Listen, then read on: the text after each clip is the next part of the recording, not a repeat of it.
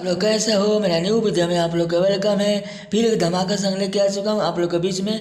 जो भाई मेरे गाना को सुनते हो तो लाइक कीजिए, कमेंट कीजिए, सब्सक्राइब करना भूले और गाना को शेयर कीजिए ताकि दूसरे के पास जाए। और यह गाना खेसारी लाल यादव के ट्रैक पर लिखा हुआ सॉन्ग है।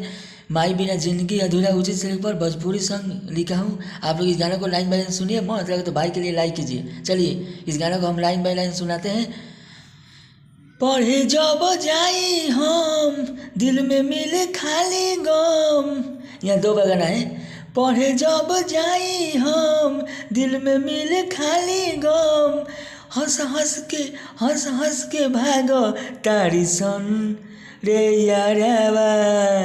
माल बिना जिंदगी अधूरा रे यारावा। माल बिना जिंदगी अधूरा रे यारावा। माल बिना जिंदगी अधूरा। पढ़े जब जाई हम दिल में मिले खाली गम। हंस के भागो तारी सन रे यारावा।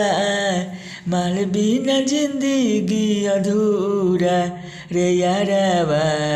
माल बिना जिंदगी अधूरा। यह मुखरा है। चलिए अंतरा सुनाते हैं। अंतरा आप लोग को मस्त लगे तो भाई के लिए लाइक कीजिए, कमेंट कीजिए, सब्सक्राइब करें।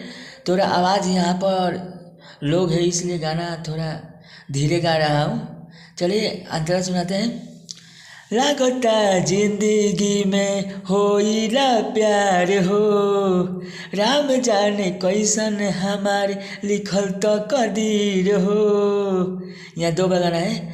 लागता जिंदगी में होइला प्यार हो। राम जाने कैसन हमार लिखल तो कदीर हो।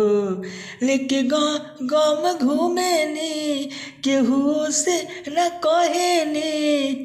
छोड़ले बिया पगली हमार रे यारावा। माल बिना जिंदगी अधूरा रे यारावा। माल बिना जिंदगी अधूरा रे यारावा। माल बिना जिंदगी अधूरा। यह अंतरा वन था, यह मुखरा है। अंतरा तू सुनाते हैं। अंतरा तू आप लोग सुनिए और मस्त लगे तो भाई के गाना को शेयर कीजिए और मेरे चैनल को फॉलो कीजिए। पेज फेसबुक को फॉलो कीजिए, यूट्यूब चैनल को सब्सक्राइब करें, शेयर करें ताकि दूसरे के पास जाए। चलिए अंतरा तू सुनाते हैं। जेकरा से प्यार होखे देके जाए गम हो। गम में पिए लगनी खरीदे के राम हो। यहाँ दो बार गाना है।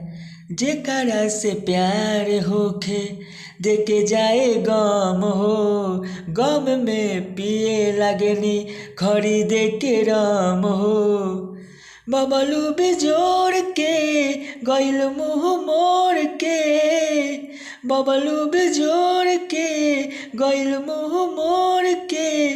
भाग्य में लिखल नइखे प्यार हो रे यारावा। माल बिना जिंदगी अधूरा रे यारावा। माल बिना जिंदगी अधूरा रे यारावा। माल बिना जिंदगी अधूरा। चलिए अगला वीडियो में आप लोग का वेलकम रहेगा। फिर एक धमाका सॉन्ग लेके आऊँगा हिंदी ट्रैक पर या भोजपुरी ट्रैक पर। और मेरे गाना को सुनते रहिए और शेयर करते रहिए। और गाना जो भाई के लिखवाना चाहते हो तो मेरे मोबाइल नंबर या मैसेज कर सकते हो। चलिए।